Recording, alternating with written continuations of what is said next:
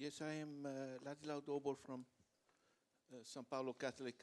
Je viens de l'Université catholique de Sao Paulo. Je voudrais intervenir sur le rapport de l'INA portant sur les objectifs. Alors, dans l'ensemble, on sait qu'on a les enjeux, pauvreté, de l'environnement et la catastrophe qui se profile. Alors, en fait, c'est des institutions responsables ou qui rendent des comptes, n'est-ce pas? Qu'en pensez-vous? On a la technologie, on a les ressources, on sait où se situent les problèmes et globalement, on a un énorme sentiment d'impuissance au niveau des décideurs dans les académies et au niveau des populations. Énorme sentiment d'impuissance. Comment, bon, je sais que c'est une grande question, comment briser la glace, comment mettre les choses en branle? En fait, moi, je centrerai notre propos sur cette question de gouvernance quand même. C'est vraiment le nerf de l'affaire. C'est le problème, Clay, c'est mon sentiment au Brésil également. On sait quoi faire, on sait qui doit faire, on a les lois, on a les institutions, puis à l'arrivée, il se passe peu de choses.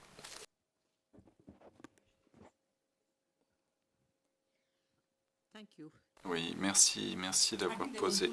En fait, il y a de bonnes raisons pour lesquelles j'ai dit que je n'avais pas de solution à proposer. En fait, votre question renforce là. Enfin, tout à fait d'accord avec vous. Comment mettre en place ces institutions qui puissent rendre des comptes? Alors, tout cela est lié, c'est-à-dire ce sont des problématiques liées. Alors, si je prends par exemple le problème du genre dont je parlais précédemment, en fait, bon, moi je l'ai constaté de façon très marquante, frappante dans les débats Rio plus 21, on est gouverné par des institutions qui représentent ou qui sont représentatives du type de discrimination qu'on voit dans nos sociétés. Donc, si vous voulez, alors que certaines sociétés ont évolué, notre défi reste au niveau des sociétés qui n'ont pas encore évolué pour aborder frontalement le type de défis auxquels nous sommes confrontés. C'est une des raisons pour lesquelles, et si je me base sur l'expérience des OMD, si vous posez des cadres qui vont mettre de la pression positive à la fois sur les gouvernements et les institutions à agir, quand bien même n'ont peut-être pas une responsabilité pleine et entière pour opérer les changements évoqués. Avec le temps, c'est pour proposer d'avoir un objectif process ou un objectif processus. Au fil du temps, on pourra avancer sur le traitement des questions de discrimination, enfin différents groupes. Je prends l'histoire du genre, de la parité homme-femme, un simple exemple. Mais bon, la raison pour laquelle suivre l'exemple des OMD, des objectifs du millénaire pour le développement, comme chaque fois, la première fois qu'on a parlé des OMD, une bonne partie de la critique adressée aux OMD est que, en fait, ils étaient imposés et j'allais dire cadrés par le bureau de l'ONU.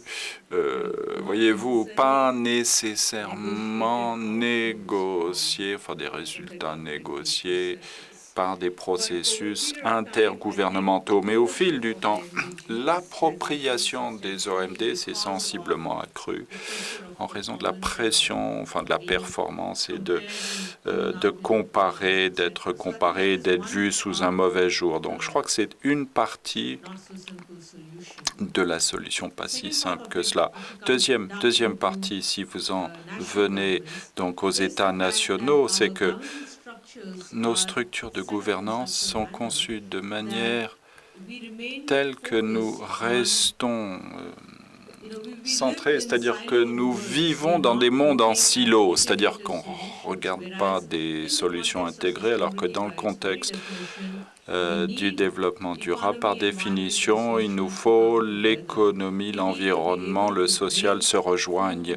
Il faut amener, rassembler l'eau, l'alimentation, l'énergie ensemble, l'énergie, l'éducation, l'appropriation des femmes, relier tout cela et les traiter de façon intégrée. Mais si vous regardez le type de ministère et de départements de services administratifs, notamment dans les pays en voie de développement, eh bien, en fait, ils ne sont pas, j'allais dire, propices à des solutions plus systémiques, plus holistiques. Donc, bon, c'est pas une solution, mais je dirais, c'est recenser les types de problèmes. Il faut pouvoir trouver des mécanismes nous permettant de surmonter, je dirais, cette approche éminemment fragmentée qui est la nôtre à traiter certains des domaines de développement durable qui sont les nôtres. Merci.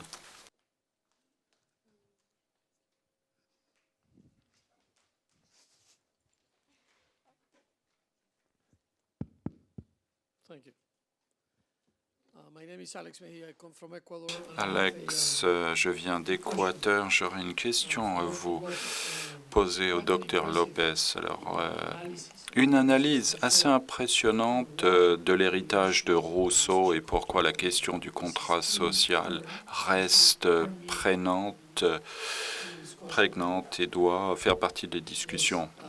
Oui.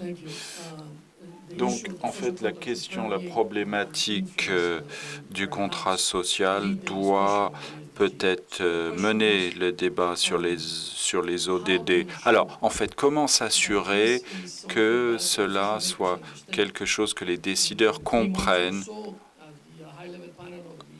dans le groupe de haut niveau de l'Assemblée générale, enfin les gens qui vont véritablement piloter les comités, les commissions, les débats sur les ODD pendant les 18 mois à venir, ils voient peut-être pas ça comme une priorité. Alors, y a-t-il une stratégie particulière ou une suggestion que vous pouvez nous donner quant à la façon d'établir fortement ce lien entre le contrat social d'une part et les ODD de l'autre? Merci.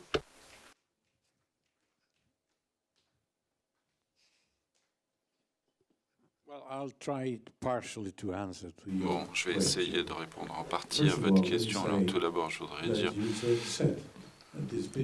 que cette affaire de Rousseau remonte à 300 ans, n'a toujours pas été réglée de manière notable. Donc, c'est un projet à très long terme. Bon, ça a pris beaucoup de temps, ça prend beaucoup de temps. Bon, on est dans la bonne voie, on ne peut pas faire ça du jour au lendemain. En fait, les entités politiques en général, et vous le voyez, cette affaire de Rio, moi j'ai été à Rio, on m'a donné 2 minutes pour délivrer mon propos. Donc j'ai dû faire court. Voilà, 2 minutes de temps de parole. C'est pas le bon système. Bon, la plupart, le contexte politique est dominé par les médias, par les mass médias. Les mass médias ont encore un agenda encore plus court. Bon, les politiques, ils ont un mandat de 5 ans, 3 ans, la durée de leur mandat. Et les médias n'ont que des semaines. Donc une semaine, c'est importante, et puis on zappe, et la semaine prochaine, on passe à autre chose. En fait, tous les véritables problèmes sont des problèmes à long terme. Vous avez parlé des choses importantes, de pauvreté, d'eau, justice, toutes ces choses-là sont des éléments qui exigent un travail de longue haleine. Donc pour moi, le véritable problème, pour ce qui est d'établir un véritable lien, c'est l'absence de cohérence entre, d'une part, le court-termisme, les forces à l'œuvre court-termistes qui poussent ce monde et la nécessité de résoudre des problèmes à long terme qui sous-tendent notre monde. Donc, à moins d'opérer un changement, à moins que les gens apprennent à faire des choses qui s'inscrivent dans la durée, on ne va jamais y arriver. Cette affaire qui remonte à il y a 300 ans, je ferai remarquer qu'il nous faut de nouvelles organisations, des mécanismes qui ne sont pas associés à l'activité politique, qui vont au-delà de l'activité politique et qui est un facteur de continuité, qui ne soit pas un mandat lié au mandat de 4 ans d'un président des États-Unis ou des choses de genre, mais qui va au-delà, qui s'inscrit au-delà et va au-delà de ces périodes de mandat. Et lorsque vous changez le patron, vous changez tout. Bon, ça, c'est pas la solution. Les problèmes sont limités par le temps disponible de la personne, ce qui n'est pas le cas. Il nous faut peut-être 30, 50 ans pour régler ce problème. Il faut avoir des structures qui nous fournissent le soutien, l'accompagnement nécessaire pour la durée. C'est le problème qui est le nôtre. C'est le problème lié au système. Ce n'est pas parce que nous ne sommes pas intéressés par le problème, on les traite pas de la bonne façon.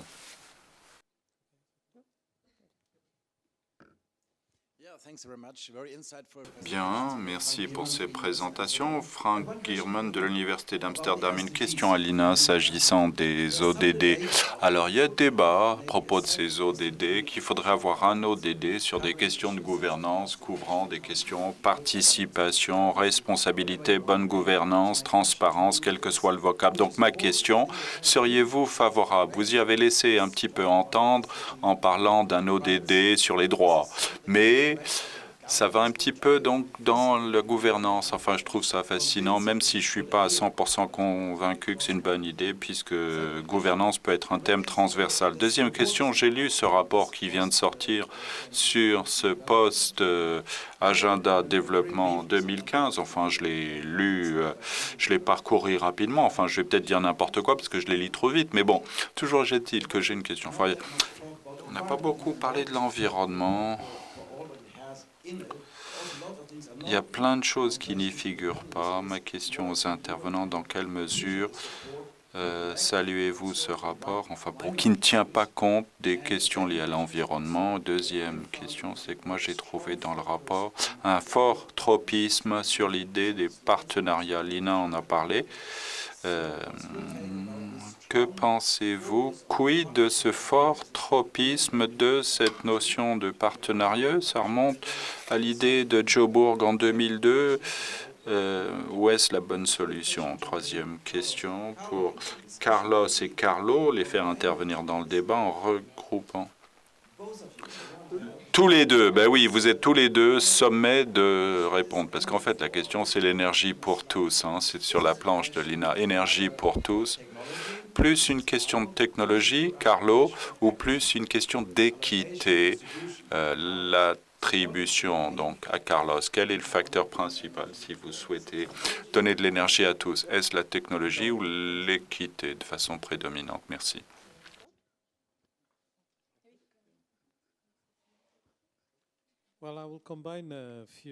Bon, je vais regrouper certains des points évoqués, à commencer par le rapport du groupe de haut niveau. En fait, le rapport du groupe de haut niveau est un rapport qui s'adresse au secrétaire général, qui le transmet aux États membres. Donc, si vous voulez, bon, c'est quand même très important de le situer dans son contexte particulier, ce rapport, parce que tout le monde parle à présent du rapport comme si c'était l'agenda post-2015. Ça n'est pas l'agenda post-2015, ça sera décidé par les États membres et sans conteste, dans la majorité, ils ont des doutes quand ils regardent ce rapport avec un certain scepticisme compte tenu de la façon dont ce processus a été mis en place. Un rapport à l'attention du secrétaire général, mais ce que dit ou ne dit pas le rapport est quand même passablement important puisque ça influera le débat.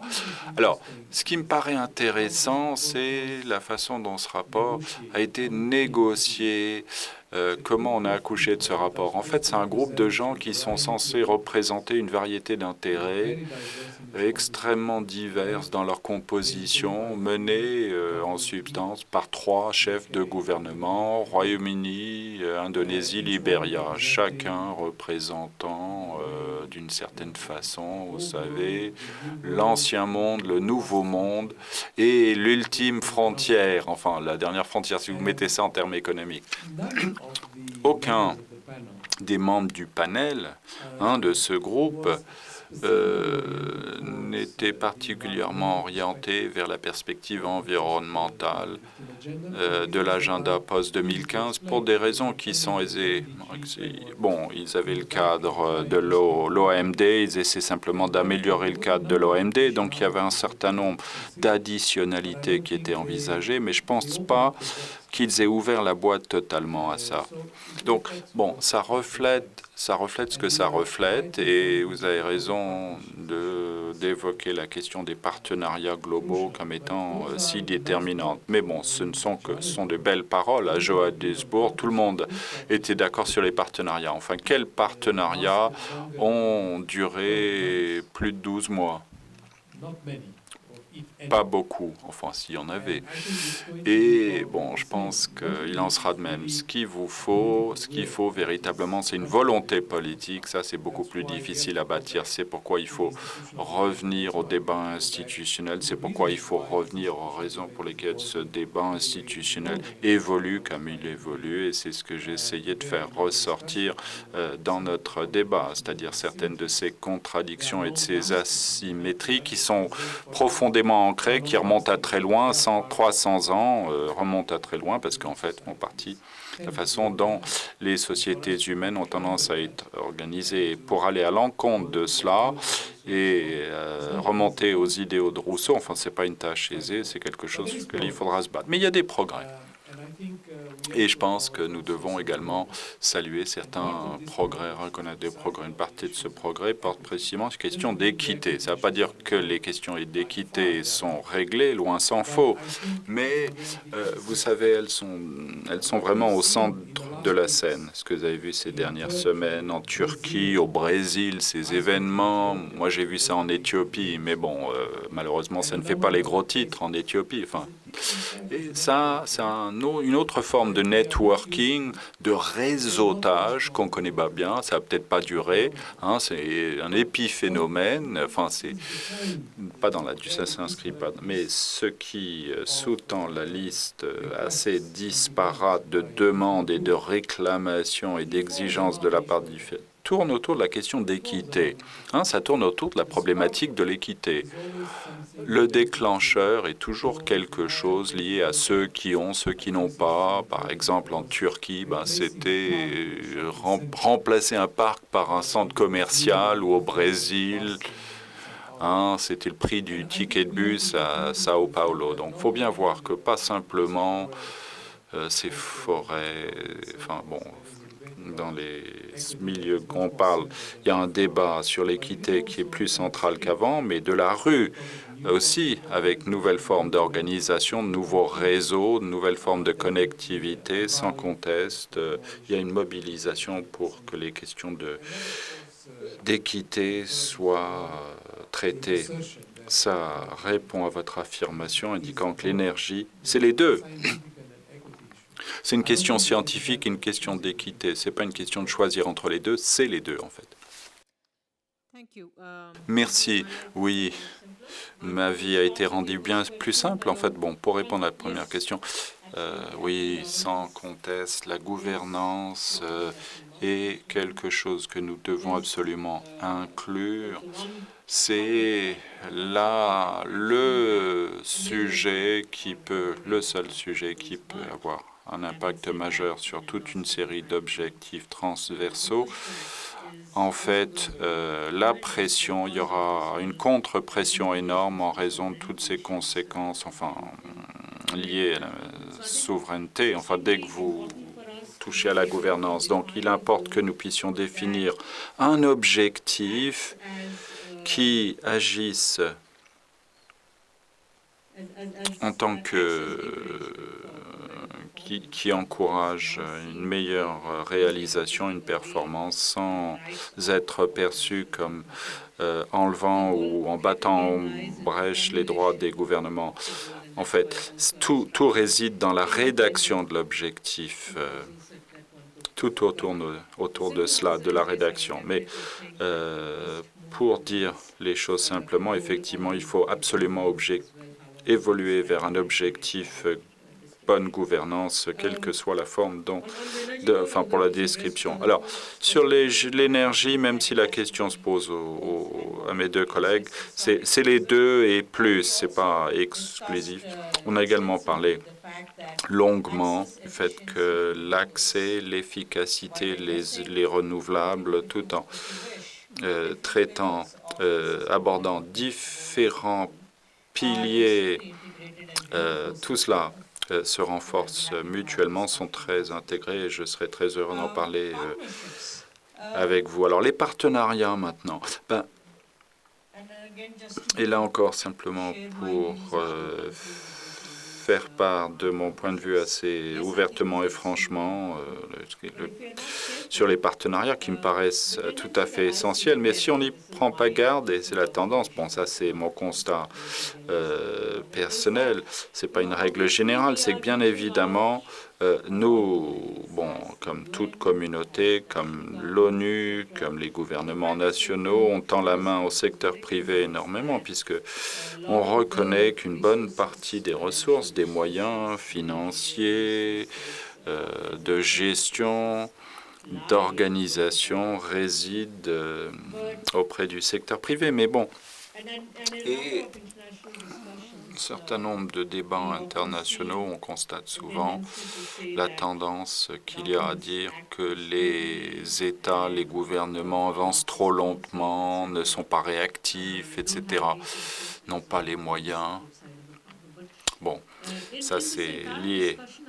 Mais dans tout ce débat, on court le risque de dire que le privé, le secteur privé, le sauveur, est complètement en adéquation avec les défis de durabilité, les solutions que nous recherchons. Ce n'est pas nécessairement le cas. Le secteur privé, au bout du compte, par définition, est un organisme à but lucratif. Donc, au bout du compte. Donc, il y a quand même ce conflit inhérent, cette contradiction inhérente, ce que nous souhaitons réaliser en termes de durabilité et ce que représente le secteur privé. Et puis, si les gouvernements ne mettent pas en place un cadre adéquat pour traiter cela de manière frontale, eh bien, on pourrait effectivement se retrouver dans des difficultés encore plus importantes. Les partenariats essentiels, mais avec un bon cadre réglementaire correctement posé. Ça me paraît très important. Je pense également, et là encore, bon, là, je m'avance un peu, mais que si on prend l'exemple de l'initiative énergie durable pour tous, certains des facteurs qui nous semblaient différents, c'est que, bon, l'initiative énergie durable pour tous serait une sorte d'initiative de bas en haut, reflétant les besoins des États nationaux et qu'ils se fixent comme objectif, et que ce chantier allait faciliter la réalisation de cet objectif pour les pays qui s'y intéressent. Donc, c'est plus participatif, souple, flexible et réactif. Et c'est un argument que j'ai soumis à des collègues également. Si nous n'avons pas les bons mécanismes d'acheminement qui vont en fait refléter l'esprit de ce que vous souhaitez réaliser, eh bien, au bout du compte, on peut très bien aller en l'encontre du processus. Bon, prenez le privé. Si vous dites, par exemple, que le E7, je ne sais pas combien vous connaissez le E7, hein, c'est les plus grandes compagnies d'électricité au monde. Si vous utilisez le 7, le 8 pour acheminer l'électricité et leur métier de base, c'est l'élargissement des réseaux électriques, on parle l'accès à l'électricité qui exige une approche décentralisée de bas en haut, puisqu'on a les moyens à livrer cette électricité, on se heurte à un véritable problème, c'est-à-dire comment allons-nous répondre, atteindre l'objectif à l'accès à l'énergie, quels sont les modèles qui ne seront peut-être pas les plus performants. Enfin, de la même façon, si j'élargis mon exemple en disant, admettons, vous allez utiliser la Banque mondiale et la Banque de développement asiatique, les autres banques de développement régional, enfin,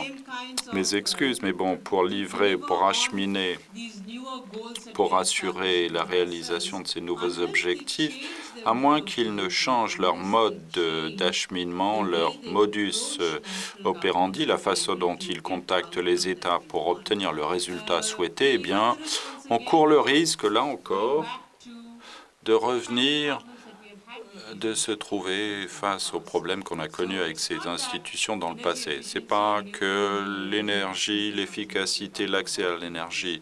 Enfin, c'est pas la première fois qu'on évoque ces sujets, mais c'est la façon dont on l'aborde et l'esprit. Et si ces questions ne sont pas traitées, bien là, c'est contre-productif. Il y a la facilité de mise en œuvre.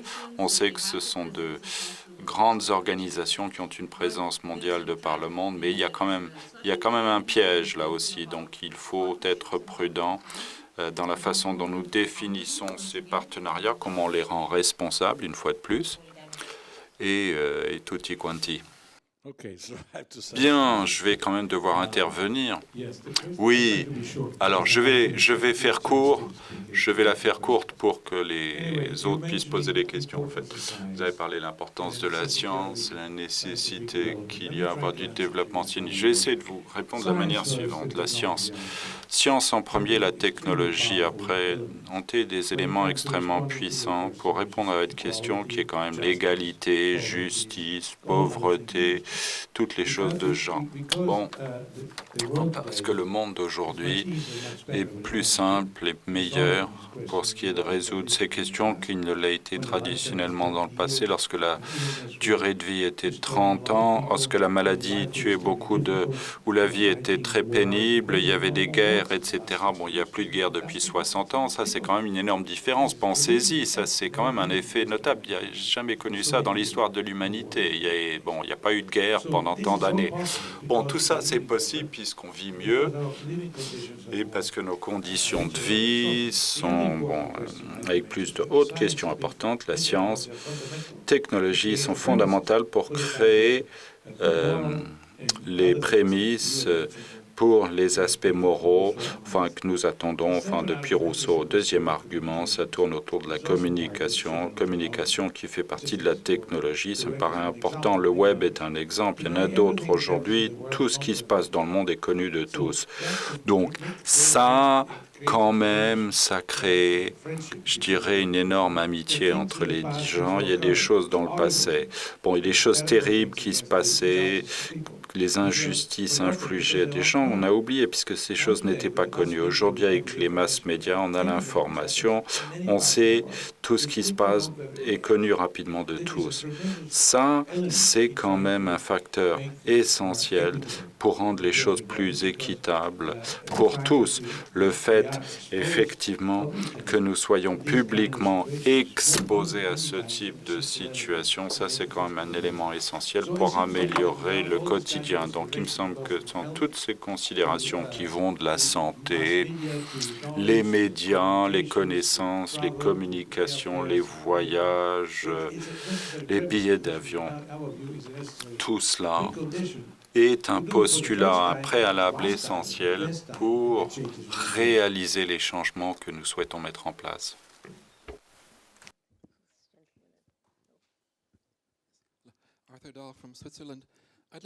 Alors moi je viens de Suisse, je voudrais quand même relier quelques débats, là, quelques fils, parce qu'on regarde Rousseau et ses réflexions, on sait ce qui s'est passé, il y a eu les révolutions en France, Peter Turchin, l'écologue américain, avait prévu la révolution à l'horizon 2020, puisque les jeunes marginalisés ne trouvent pas de solution, et ils détruisent le système. Alors il y a les jeunes en Afrique, comme vous l'avez signalé. Comment peut-on effectivement essayer d'avoir des objectifs qui voient les choses du point de vue des jeunes, qui leur donnent espoir pour l'avenir, de façon à ce qu'ils soient poussés à la révolution? C'est peut-être la seule solution pour contrer l'institut. C'est-à-dire qu'on est coincé dans une situation de souveraineté nationale. Il y aura peut-être un processus qui va reconnaître que c'est brisé.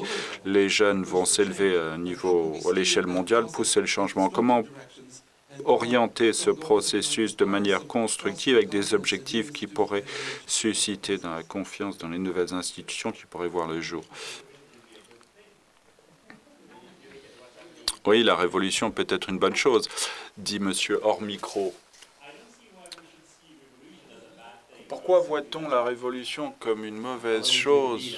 Enfin, oui, la révolution n'est pas nécessairement une bonne chose, enfin, ou quelque chose qui doit être évité à tout prix. Personnellement, en tant que membre de la jeune génération, la révolution est quelque chose à laquelle j'aspire. Regardez la Révolution française. La Révolution française, enfin, si on aurait encore les rois, la monarchie, les privilèges en France.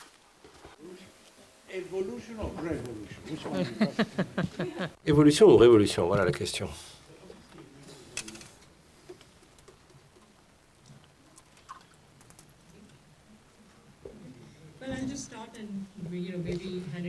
Je vais commencer, Carlos va peut-être reprendre.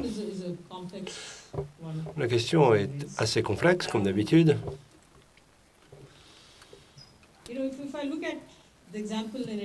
Prenons l'exemple de l'Inde. Je vous ai parlé des objectifs du millénaire. On a parlé de l'importance de l'éducation. On a instauré le droit à l'éducation. On a mis en place des infrastructures, mais la qualité de l'éducation pose problème. Puis de l'éducation à l'emploi, il y a d'autres problèmes à résoudre. Prenons l'état du Pendjab, le grenier à blé de l'Inde, et ainsi de suite, si on peut dire. Un grand nombre de jeunes se sont tournés vers la drogue. Dans l'état du Pendjab, la drogue devient un problème particulièrement préoccupant parce que, malgré l'éducation, l'emploi n'est pas au rendez-vous. Donc, ils ne savent pas être agriculteurs et ils ne sont pas suffisamment qualifiés, ou alors, s'ils le sont, ça ne sert à rien, dans l'industrie. Donc, on définit les objectifs, mais il faut également bien identifier le processus qui mène aux objectifs. Et donc, nous devons nous poser la question de la nature de l'éducation qu'il faut mettre en place pour atteindre quel objectif. Aujourd'hui, nous en sommes venus à cette mission de développement des compétences. Donc on dit que c'est l'éducation qui va s'occuper des centaines de millions de jeunes indiens à un niveau de compétences leur permettant de créer leur propre activité ou de se lancer dans les industries de services ou autres. Mais, encore une fois, nous devons voir le processus, nous devons voir le cheminement. Et si les compétences fournies répondent aux exigences des emplois ou si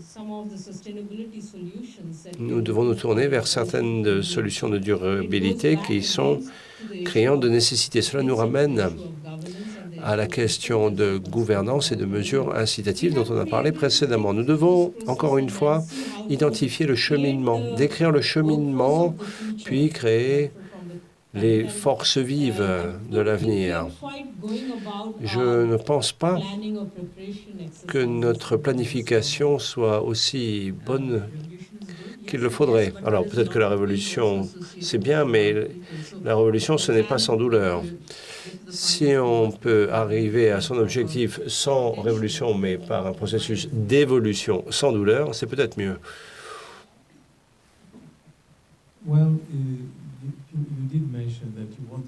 Vous avez dit que ce serait bien de donner un espace d'expression aux jeunes. Eh bien, on va avoir un exemple. Il y a un jeune qui nous a parlé là.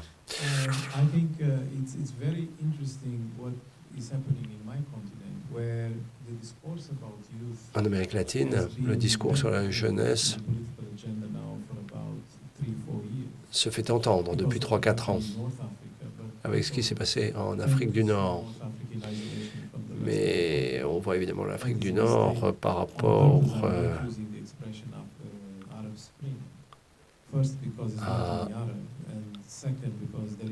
une région quasi isolée, mais ne faisant pas partie du reste de l'Afrique. Donc il y a une sorte d'éveil africain. Il y a un éveil évidemment qui est dû à une prise de conscience de la part de la jeunesse. Et il y a une espèce de séquestration, non pas chimique mais politique. Ce qui est intéressant, c'est de voir le changement fondamental que l'on peut opérer par la création d'emplois. Et si on crée des emplois, dans le cas de l'Afrique et non pas de l'Amérique latine, on est en train de déplacer le discours vers le besoin en industrialisation. Peut-être qu'un grand nombre d'écologistes vont être mécontents, mais c'est ainsi pourtant que l'on va absorber les nouveaux venus sur le marché du travail qui vont être urbanisés, connectés, bien éduqués, beaucoup plus éduqués que leurs parents à tout le moins, et qui ne sont pas très intéressés par l'agriculture communautaire. C'est pas comme ça qu'on va répondre à leurs désirs. Même l'agriculture, qui constitue un facteur important dans la transformation de l'Afrique, doit être transformée en agro-industrie, vous voyez, en agroalimentaire, industrie agroalimentaire. On sait ce qu'il faut faire, mais il faut prendre des décisions, il faut du courage et, comme je l'ai dit, il faut de la détermination politique. Dans le cas de l'Afrique, il faut nouer des partenariats parfois complexes, des partenariats audacieux pour changer les négociations de contrats en ce qui concerne les ressources naturelles, par exemple. Donc, on devient des transformateurs de ressources naturelles plutôt que simplement des exportateurs de ressources naturelles, selon le modèle colonial où on extrait les ressources naturelles, on cherche un port, il y a une route qui mène vers le port et les ports ne servent qu'à exporter les richesses naturelles loin de l'Afrique. Il n'y a pas d'autres modèles, mais ce modèle-là n'est plus viable. Donc il faut une nouvelle vision, un nouvel état d'esprit. Même la croissance qui est générée en Afrique doit, pour être durable, comporter une composante de transformation. Bon, autrement dit, le débat est tout à fait réel et pratique. Il n'est pas d'ordre théorique et sémantique. C'est un véritable débat pratique. Et s'agissant de l'Afrique, nous savons exactement ce qu'il faut faire. Et aujourd'hui, nous devons mener le débat politique sur ce terrain. C'est ce qui a lieu à bien des égards. Et à l'heure actuelle, il y a un document qui fait débat qui s'appelle Vision Afrique 2063. C'est mené par l'Union africaine, la Banque de développement africain et ma propre organisation, la Commission économique pour l'Afrique des Nations Unies. Et donc, c'est tout à fait réel et tangible. Tout ça, ce n'est pas une discussion théorique. Permettez-moi un ajout rapide à ce qui vient d'être dit sur l'emploi. Vous avez dit que les jeunes étaient plus éduqués que leurs parents. C'est vrai? Donc, on est en train, par le soutien de l'État, de donner accès à l'éducation aux jeunes plus que dans le passé. Mais au bout du compte, il n'y a pas de mécanisme qui canalise les énergies vers l'entrepreneuriat, par exemple. Donc, encore une fois, on en revient à la gouvernance et au rôle des institutions. Ma question est pour Lina et elle porte sur les objectifs de développement durable, SDGs. Donc on a eu les objectifs du millénaire qui n'ont pas très bien fonctionné. Et donc on les a remplacés par des objectifs du développement durable qui, je pense, ne fonctionneront pas très bien non plus.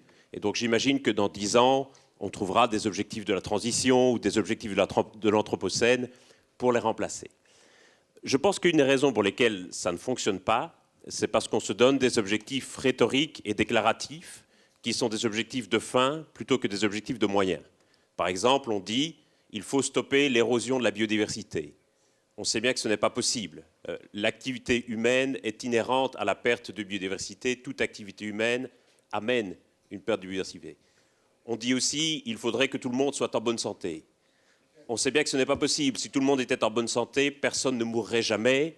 Et à tout prendre, il me paraît préférable que les gens meurent de maladie plutôt que d'accidents.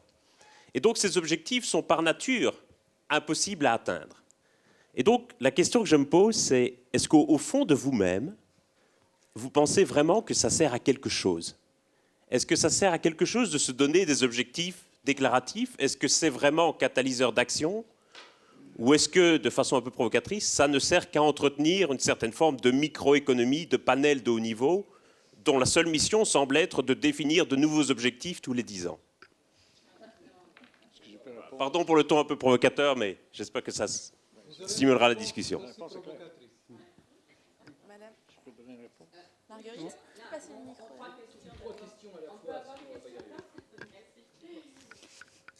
Est-ce que je peux poser la question parce qu'il y a longtemps Je vais juste dans le sens de la question qui vient d'être posée de toute façon, parce que je pense que depuis le début, on parle des ODM, des OMD pardon, et des ODD, et on n'a pas défini les différences de processus qu'il y avait entre les deux choses. Donc moi, je reviens sur ce que vient de dire monsieur. Il faut aujourd'hui avoir des objectifs. Les OMD ne sont pas atteints. Mais il est clair que s'il n'y avait pas eu ces objectifs aujourd'hui, on en serait quand même bien en deçà de ceux où on en est aujourd'hui.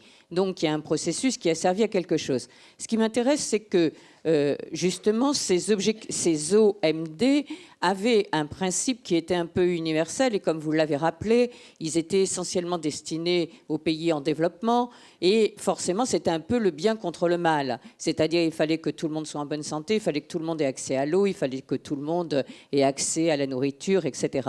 On se rend compte avec les ODD définis par Rio que aujourd'hui, il faut trouver des objectifs qui soient un petit peu plus conflictuels et un petit peu moins universels, sans doute.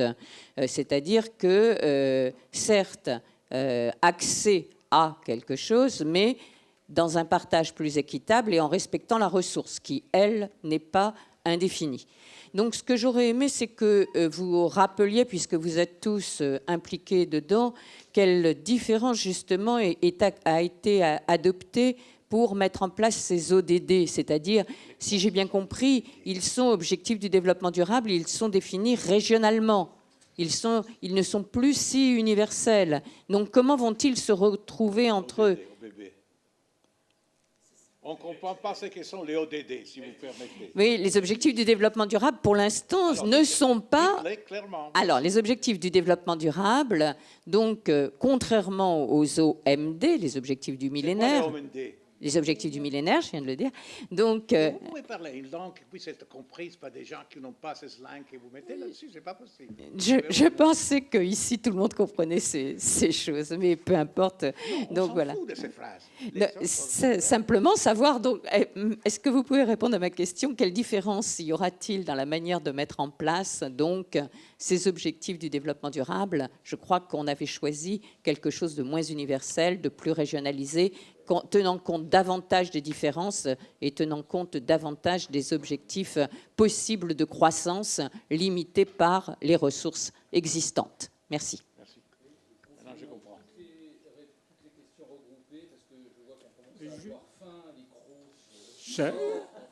Je peux ajouter un mot simplement sur la question qui vient d'être posée parce que c'est à peu près la même que je voulais poser. Ma question, c'est quelle est la place de la diversité dans les objectifs de développement? Parce que tout le monde est d'accord sur le fait qu'il faut transformer le modèle de développement. Est-ce qu'on cherche à imposer un modèle unique au nom de la globalisation ou je ne sais pas quoi? Ça me paraît assez dangereux. Alors je suis totalement d'accord sur la nécessité d'objectifs à un niveau mondial, mais je pense qu'il faut réfléchir et nous n'avons pas de critères très précis pour cela, pour redéfinir la place de la diversité. J'aimerais beaucoup avoir la position de Carlos sur ce point parce qu'il ne sera pas là demain. Moi, je vais aborder ce problème demain. Merci.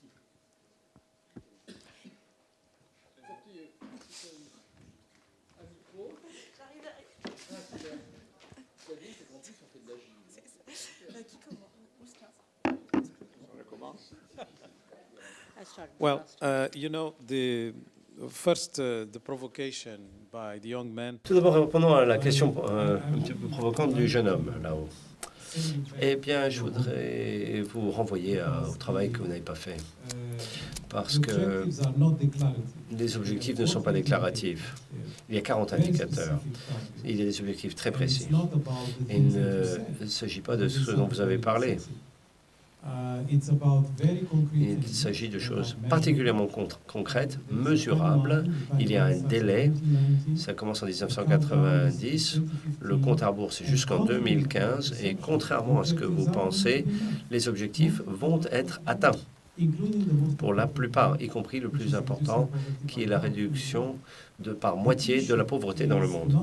La question n'est pas tellement l'atteinte des objectifs universels, mais la mesure de la performance dans les différentes parties du monde et comment nous avons fait une erreur statistique en transformant des objectifs universels en objectifs nationaux. Ce n'est pas possible parce qu'il faut maintenir les objectifs internationaux et la plupart de ces objectifs fixés ont été atteints, je l'ai dit, mais il faut en fait adapter pour chacun des pays, parce qu'il y a des spécificités au niveau des efforts à consentir. Si ce n'est pas fait, on a l'impression que l'Afrique n'est pas dans la cible, ce qui n'est pas vrai d'un point de vue statistique, parce qu'on ne peut pas mesurer la réduction par moitié de la pauvreté lorsque vous avez 80% de la population, alors que si vous n'avez que 10% de population sous le seuil de pauvreté, ce n'est pas du tout la même façon de faire, évidemment. Donc vous voyez, à mon avis, monsieur, vous n'avez pas suffisamment travaillé. Regardez les objectifs du millénaire. Regardez comment ils sont atteints dans les différentes parties du monde. Bien. Cela ne résout pas les problèmes qui ont été évoqués par Christian ou Christiane, je ne sais pas. Donc nous avons un grand problème que nous n'avons pas su résoudre avec les objectifs du millénaire. Il y a 3 voies qui doivent converger pour que l'on puisse définir les ODD. Et je ne vous parle pas des voies de processus, donc le groupe de travail ouvert, le panel haut niveau, le réseau de développement durable, Jeffrey Sachs, et puis il y a ECOSOC, des délibérations sur l'avenir, des nouvelles configurations de gouvernance. Donc vous voyez, il y a pléthore de choses comme ça, sans parler des différents groupes au sein même des Nations Unies. Donc il y a pléthore de processus et d'outils qui doivent également converger. Non, moi je vous parle de la convergence entre le politique et le technique. Et cette convergence politique-technique, c'est ça qui va définir la crédibilité des nouveaux objectifs.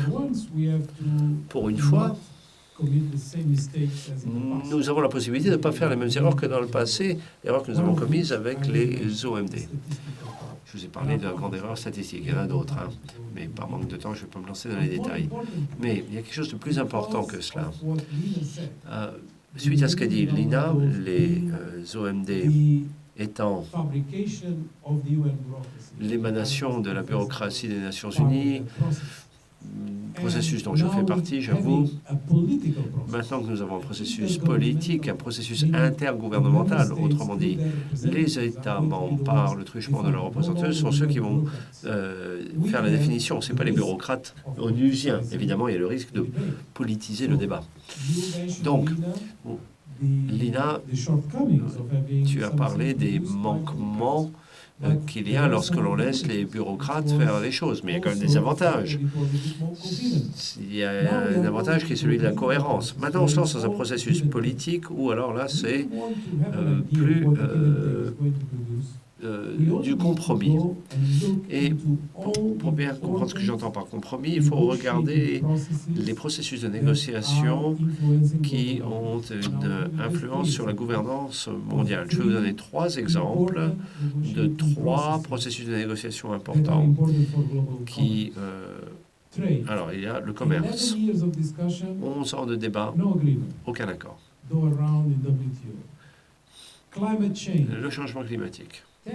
10 ans de débat, le seul accord, c'est qu'on va avoir un accord en 2015. Bon. Le désarmement, 20 ans de débat, zéro, pas du tout d'accord. Autrement dit, soit on se lance dans un processus où on va négocier pour arriver peut-être à accoucher d'une souris dans 10 ou 20 ans, c'est un extrême. Ou alors, on va pouvoir arriver à un compromis avec le plus petit dénominateur commun. Voilà l'alternative commune la plus réaliste. Et si on arrive au plus petit dénominateur commun, eh ben, on ne sera pas satisfait. Ce n'est pas ce dont on a besoin, mais c'est vraisemblablement ce qu'on obtiendra. Ah oui, pas mal d'affirmations controversées là, mais très rapidement, s'agissant des avantages, je suis d'accord avec Carlos, hein. Un grand nombre des objectifs dont on parle sont des objectifs qui nous amènent en avant. On a fait des progrès, certes, et rien que cela, ça justifie le fait que l'on poursuive nos efforts. Les gens qui fixent les objectifs, que ce soit les bureaucrates onusiens ou alors les gouvernements, connaissent bien les défis qu'il faut relever. Et cependant, donc, on se fixe des ambitions parce que l'on cherche ce qu'il y a de mieux. C'est très important. Je reconnais le fait qu'on a démarré à un certain point, on est arrivé ailleurs. Autrement dit, avec les ODD, on pourra remettre en question notre façon de travailler et d'accepter des objectifs qui ne sont peut-être pas forcément réalistes, mais qui nous permettront d'avancer quand même. Alors, voyons un petit peu la comparaison entre les MDG et les OMD et les ODD.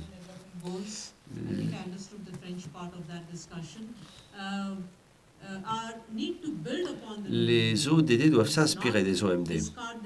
Il ne faut pas jeter le bébé avec l'eau du bain. Les OMD étaient inadéquats dans le contexte des nouveaux défis qui sont les nôtres pour répondre à des questions telles que le changement climatique, la sécurité alimentaire, la sécurité de l'eau et ainsi de suite. Et il faut intégrer quand même tout cela. Autrement dit, on approfondit, on intègre les questions que nous traitons. S'agissant de la diversité, eh bien, on ne parle pas d'un modèle unique. On parle de solutions acceptables pour le bien-être humain, pour la protection de l'environnement, mais le processus qui nous mène là, c'est un processus spécifique à chaque pays. Évidemment, il y a des contextes différents. Il faut prendre des mesures d'adaptation. Je ne pense pas que l'on impose quelque modèle unique que ce soit. On n'est pas tous à suivre le même modèle. Mais bon, évidemment, il y a des défis à relever, les défis de l'emploi qui sont partagés par pas mal de pays et il faut intégrer de plus en plus de jeunes. Donc voilà, donc il y a des préoccupations communes, mais pas forcément un modèle unique à imposer. Bien, à moi. Ce que vous avez dit est vrai. Il y a eu un fiasco lorsque l'on fixe des objectifs trop généraux. Alors, Carlos vous a donné des exemples pourtant, mais il s'avère que la méthode n'est pas bonne. Quel est le problème?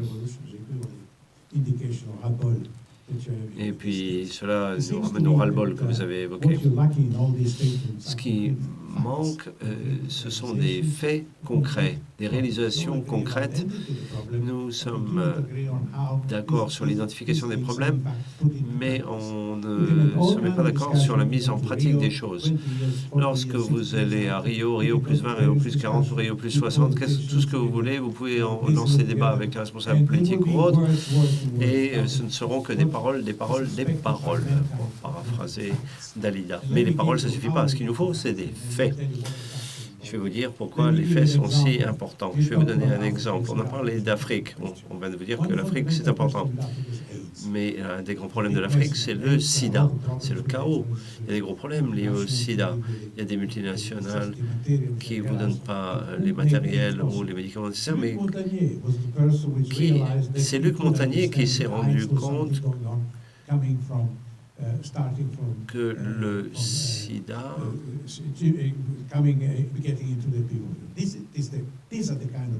était un problème auquel il faut aller s'attaquer, pour lequel on pourrait trouver une solution. Un autre exemple concret. L'Inde. En Inde, il y a 400 millions de personnes qui n'ont pas d'électricité. 400 millions, c'est l'équivalent de la population de l'Europe. Bien entendu, on peut dire différentes choses, mais le problème est extrêmement simple. Il faut que tout le monde ait une source électrique d'énergie, parce que sans électricité, on ne peut pas avoir d'emploi, on ne peut pas être concurrentiel, on ne peut pas communiquer. Donc l'électricité, ça amène beaucoup de choses vitales. Voilà les problèmes concrets qu'il faut résoudre. Donc à mon avis, nous devons nous organiser, laisser de côté les paroles et regarder les faits. Et les faits, c'est les réalisations concrètes dans les pays en voie de développement. Il y a plein d'exemples. Mais on n'agit pas suffisamment et nous parlons trop. Voilà mon point de vue sur la question. Voilà. Non. 30 secondes d'abord. J'ai dit que Carlos a dit des choses controversées sur les exemples des négociations dont il a parlé. Si vous avez 10 personnes qui ont le même état d'esprit, vous pouvez arriver à un consensus. Mais si vous avez un groupe d'une plus grande diversité avec des points de vue divers et dont les contraintes et les attentes sont différentes, évidemment, vous allez avoir des problèmes. Donc, le processus est aussi important que le résultat que l'on cherche à obtenir. Voilà, c'est tout ce que je voulais dire. Merci.